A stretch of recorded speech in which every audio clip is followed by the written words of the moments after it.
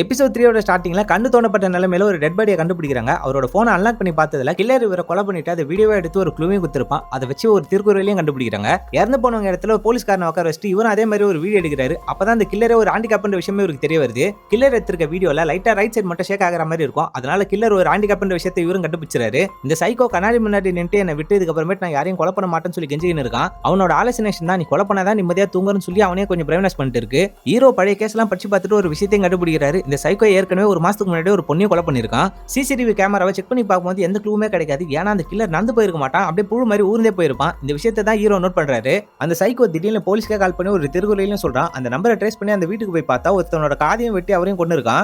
இந்த சைக்கோ வேற கொலை பண்ணிட்டே போயின்னு இருக்கான். எனக்கு மேலத்துல இருந்து வேற நிறைய பிரஷர் வந்துட்டே இருக்குது. இன்னும் 24 மணி நேரம் தான் டைம். அதுக்கப்புறமேட்டு சிபிசிஐடிக்கு இந்த கேஸ் போயிடும் சொல்லி ஹீரோ கிட்ட சொல்லிடுறாரு. அந்த சைக்கோ ஒரு கொலைக்கும் 12ல இருந்து 11 நாள் டைம் எடுத்திருக்கான். இன்னொரு ஒரு வாரத்திலேயே நம்மளுக்கு இன்னொரு கொலை நடக்கிறதுக்கு நிறைய சான்ஸ் இருக்குன்னு இவர் சொல்றாரு. இன்வெஸ்டிகேஷன்ல அந்த சைக்கோ ஒரு கார்ல வந்தான்ற விஷயத்தை கண்டுபிடிச்சாங்க. ஆனா அவனோட ஃபேஸை பார்க்க முடியல. அந்த நம்பர் வச்சு ட்ரேஸ் பண்ணி பார்த்தா அது ஒரு பைக்கோட நம்பர். இவர் தீவிரமா இன்வெஸ்டிகேஷன் பண்ணி அந்த சைக்கோ ஒரு கால் டாக்ஸிக்காக அந்த காரை ஓட்டான்ற விஷயத்தை கண்டுபிடிச்சாரு. அந்த போர்டில் எழுதிருக்க திருக்குறளை வச்சு ஹேண்ட் ரைட்டிங் மேட்ச் ஆகிறதுனால அவன் தான் அந்த சைக்கோன்ற விஷயத்தையும் கண்டுபிடிச்சாங்க. இவனை பிடிக்கிறதுக்கு சரியான ஆதாரம் நம்மளுக்கு வேணும்னு சொல்லி அவனோட வீட்டையும் கண்டுபிடிச்சு இவங்களும் வெயிட் பண்றாங்க. ஏரியா ஃபுல்லாவே நிறைய கேமரா செட் பண்ணிடுறாங்க. அவன் வீட்டை விட்டு வெளில போன நேரமா பார்த்தா வீட்டுலயும் வந்து நிறைய குட்டி குட்டியான கேமராவை செட் பண்ணிட்டாரு. இதுக்கப்புறமேட்டு அவன் என்ன பண்ணான்றதை இவங்களும் மானிட்டர் பண்ண ஆரம்பிக்கிறாங்க. அப்படியே இந்த எபிசோட முடிகிறாங்க.